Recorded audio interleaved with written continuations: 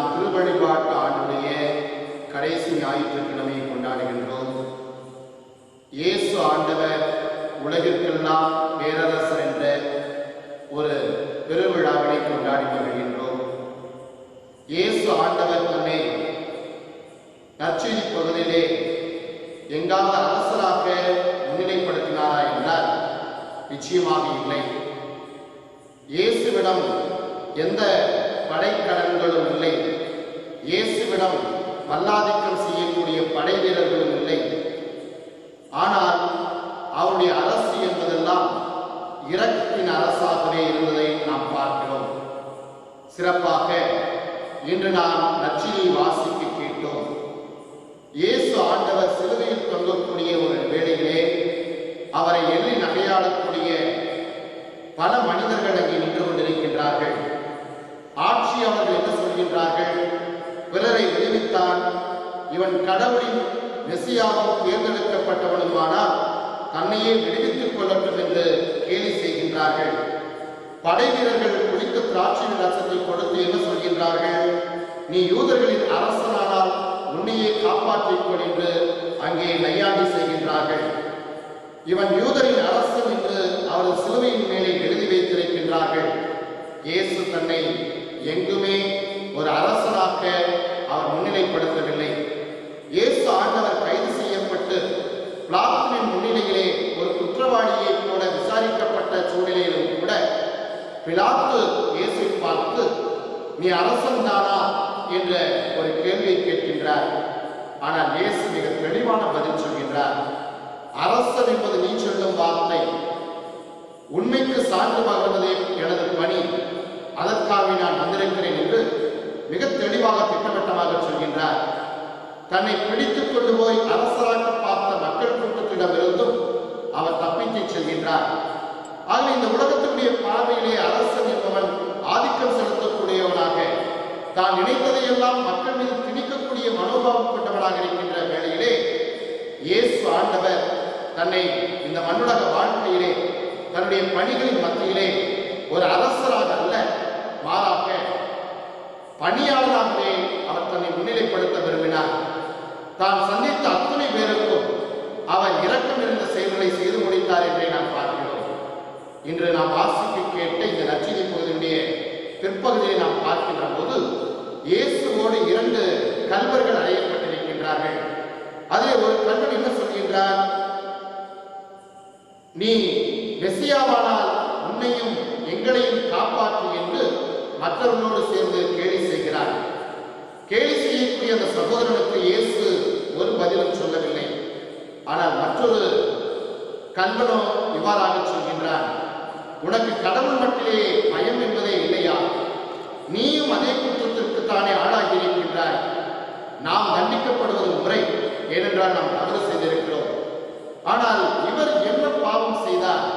இவர் ஏன் தண்டிக்கப்பட வேண்டும் என்று இயேசுவிற்காக அவன் பரிந்து பேசுவதை நாம் பார்க்கிறோம். அந்த பரிந்து பேசுவதோடு மட்டும் அவன் தன்னுடைய எண்ணத்தை முடித்து விடவில்லை. மாறாக இயேசுவிடம் இரக்கத்தை அவன் பேசுகிறான். ஆண்டவரே, நீர் அரசுரிமையோடு வரும்போது அடியோனை நினைவு கூறும் என்று அவன் கேட்கக்கூடிய நிலையில் இருப்பதை நாம் பார்க்கிறோம். பிரியமான சகோதரர்களே, சகோதரிகளே, இறைவனுடைய இரக்கத்தை எந்த ஒரு மனிதன் நம்பி இறைவனுக்கு தன்னை தஞ்சமாக ஒப்படைக்கின்றானோ அந்த மனிதனுக்கு நிச்சயமாக இறைவன் இரக்கம் காட்டக்கூடியவராகவே இருக்கின்றார் என்ற உண்மையை நாம் பார்க்கிறோம். இங்கே இயேசு ஆண்டவர் தன்னுடைய இயலாமையின் நேரத்திலே சிலுவையிலே தொங்கிக் கொண்டிருந்த அந்த வேளையிலே, அவமானத்தினுடைய உச்சக்கட்டத்தில் இருந்த அந்த வேளையிலே தானே நிர்கதியாய் நின்று என் இறைவா ஏன் என்னை கை நெருந்தீர் என்று வேதனையோடு சொல்கின்ற அந்த வேளையிலே கூட இயேசு ஆண்டவர் தன்னுடைய இரக்கத்தை நம்பி அந்த சகோதரனுக்கு இரக்கம் காட்ட விரும்புகின்றார். இன்றே நீ என்னோடு வான்மைக்கில் இருப்பாய் என்று உறுதியாக உனக்கு சொல்கிறேன் என்று இயேசு ஆண்டவர் திருவிழம் பற்றுகின்றார். பிரியமான சகோதரர்களே, சகோதரிகளே, இந்த ஆண்டு நமக்கு மிக சிறப்பு வாய்ந்த ஒரு ஆண்டு. இன்று நாம் இரக்கத்தின் ஆண்டை நிறைவு செய்கின்றோம். இரக்கத்தின் ஆண்டை நிறைவு செய்கின்ற இந்த வேளையிலே கிறிஸ்து அரசர் இரக்கத்தின் அரசராக நாம் நினைவு கூற அழைக்கப்படுகின்றோம். கிறிஸ்து அரசர் ஏழைகளுக்கும் எளியவர்களுக்கும் வறியோருக்கும் வாழ்விழந்தோருக்கும் பாவத்தினால் உழன்று தங்களை இழந்து போன அத்துணை மக்களுக்கும் நொந்து போன இதயத்தோடு வாழ்ந்த அத்துணை மக்களுக்கும் அவர் தேடி சென்று இரக்கம் காட்டினார், தொட்டு குணப்படுத்தினார், புது வாழ்வு தந்தார் என்றே நற்செய்தியில் நாம் பார்க்கிறோம். இயேசு ஆண்டவர் தன்னுடைய பணி வாழ்வு முழுவதும் ஒன்றை மட்டும்தான் அவர் முன்னிலைப்படுத்தினார். விண்ணக தந்தையினுடைய முக தரிசனமாக இருந்தார். விண்ணக தந்தை தன்னை நம்புகின்ற அத்துணை பேருக்கும் வல்லத்தன்மையோடு இரக்கத்தை வழங்கக்கூடியவராக, அவர்களை வாழ வைக்கக்கூடியவராக இருக்கிறார். அந்த உயர்ந்த பண்பிலே இயேசு ஆண்டவரும் தன்னை இணைத்துக் கொள்கின்றார். இரக்கம் நிறைந்த விண்ணக தந்தையினுடைய முக தரிசனமாக இயேசு ஆண்டவர் விளங்கிய காரணத்தினாலே அந்த பணியை எல்லோருக்குமே அவர் ஒப்படைக்கின்றார் என்று நாம் பார்க்கிறோம். பிரியமானவர்களே, இரக்கத்தின் ஆண்டை நாம் கொண்டாடுகின்ற அந்த தருவாயிலே திருத்தந்தை பிரான்சிஸ் அவர்கள் இரக்கத்தின் முகம் என்ற ஒரு ஆவணத்தை வெளியிட்டார். அந்த ஆவணத்திலே நாம் ஆற்ற வேண்டிய 2 வகையான கடமைகளை பட்டியலிட்டார். முதல் கடமையாக இரக்கத்தின் ஆன்மீக கடமைகளையும், இரண்டாவதாக இரக்கத்தின் சமூக கடமைகளையும் பட்டியலிட்டார். இரக்கத்தின் ஆன்மீக கடமைகளாக திருத்தந்தை சொல்கின்ற போது நாம் மீண்டும் மீண்டும் திருவழிபாட்டு நிகழ்வுகளிலே பங்கெடுத்து ஜெபிக்கின்ற போதெல்லாம் இறைவனுடைய இரக்கத்தை நாம் அனுபவிக்கிறோம் என்று சொல்கின்றார். அதோடு மட்டுமல்ல, எப்பொழுதெல்லாம் நாம் இறைவனுடைய இரக்கத்திற்காக காத்திருந்து திருவருட்சாதனங்களிலே, அதிலும் சிறப்பாக ஒப்புரவு அருட்சாதனத்திலே இறைவனுடைய இரக்கத்தை நாம் கெஞ்சுகின்றோமோ அப்பொழுதெல்லாம் இறைவனுடைய தயாள குணத்திலே நாம் பங்கு பெற்று இறைவனுடைய இரக்கத்தை அனுபவிக்கிறோம் என்று குறிப்பிடுகின்றார். பிரியமான சகோதரர்களே, சகோதரிகளே, அதோடு மட்டும் நம்முடைய ஆன்மீக கடமைகள் முடிந்து விடவில்லை. மாறாக நாம் பல்வேறு வகையான திருத்தலங்களுக்கு நம்முடைய உடலை வருத்தி உள்ளத்தை ஒருமுகப்படுத்தி சென்று ஜெபிக்கின்ற வேலைகள் எல்லாம் அந்த திருத்தலத்தினுடைய பலன்கள் நமக்கு கிடைக்கின்றன என்று திருத்தந்தை பிரான்சிஸ் அவர்கள் குறிப்பிடுகின்றார்.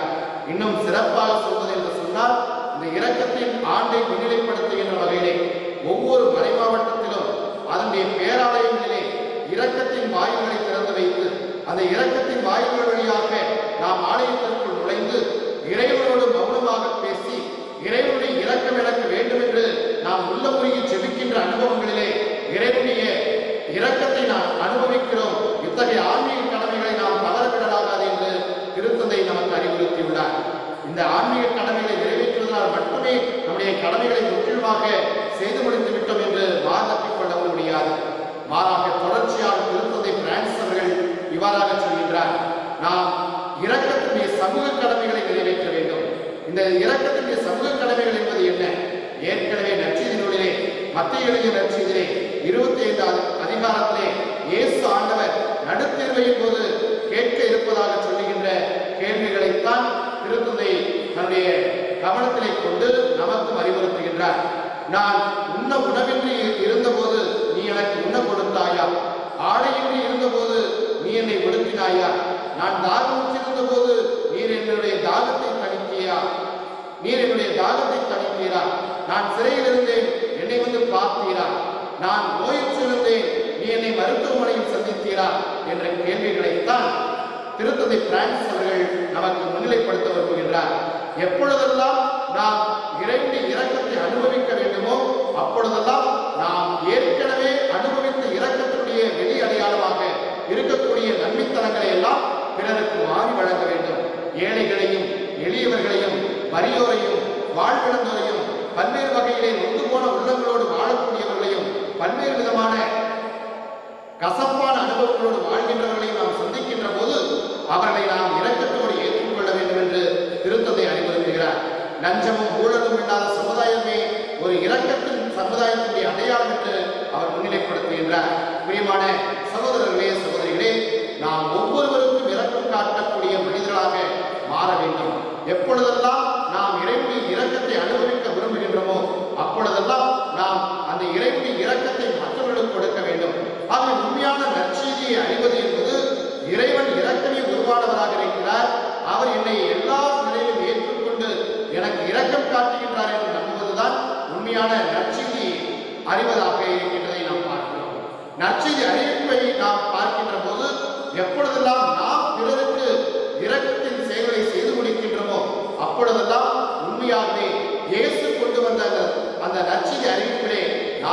வருகிறோம்.